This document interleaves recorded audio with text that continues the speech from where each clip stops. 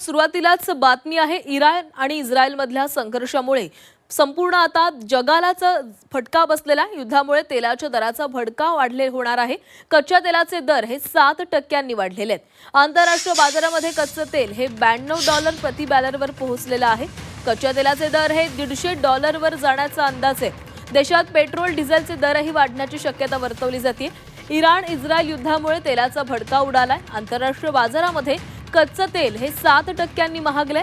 अजून काही दिवस युद्ध सुरू राहिल्यास सध्या $92 प्रति बॅरलवर असलेले तेल थेट $150 पर्यंत जाण्याची शक्यता आहे। त्यामुळे देशात पेट्रोल डिझेलचे दर प्रचंड प्रमाणामध्ये वाढण्याची शक्यता नाकारता येत नाहीये।